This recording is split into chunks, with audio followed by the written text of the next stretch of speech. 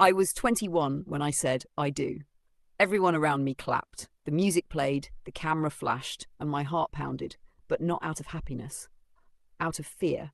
At the time, I thought it was nerves. Maybe everyone gets cold feet before they get married, right? But looking back now, I know it was something deeper. A whisper from my soul saying, "You're not ready."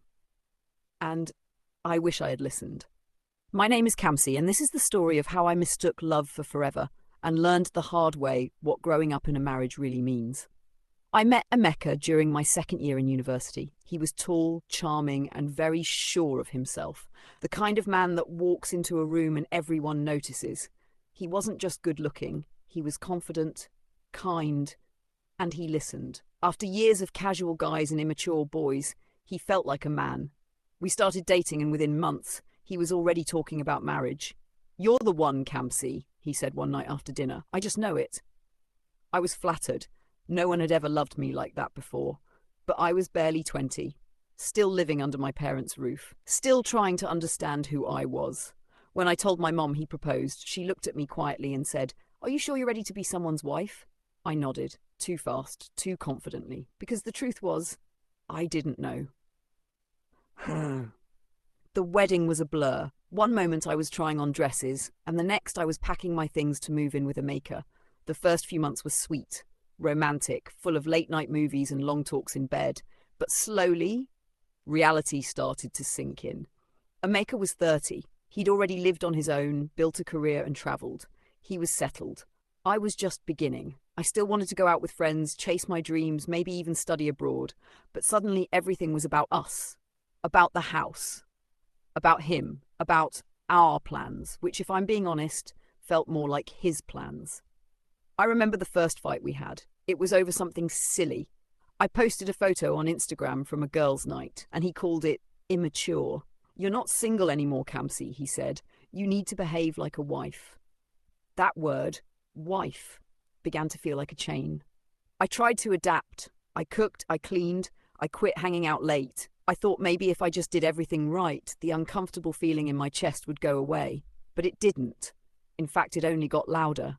I began to feel like a child pretending to be an adult, like I was wearing a costume I wasn't ready for. And the more I tried to become who Emeka wanted, the more I lost who I really was.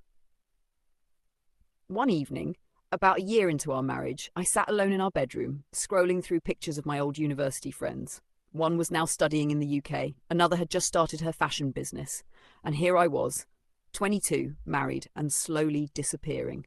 That night, I broke down and cried. Not because Emeka was a bad man, but because I didn't know who I was anymore.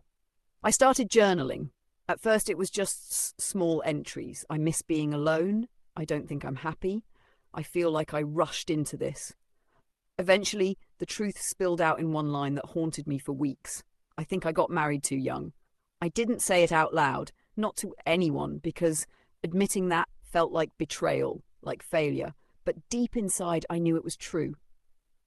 Things started to change after that. Not because I suddenly became rebellious, but because I stopped pretending. I told Emeka I wanted to go back for my master's degree. He wasn't supportive. "We just started our life together," he argued. "You want to abandon that now?" "No," I said. "I just want to find myself again." He didn't understand, and the more I tried to explain, the more he pulled away. Our marriage turned cold. Silent dinners, separate rooms, awkward conversations. It felt like I was living with a stranger. Then one day I got the email. I had been accepted into a program abroad.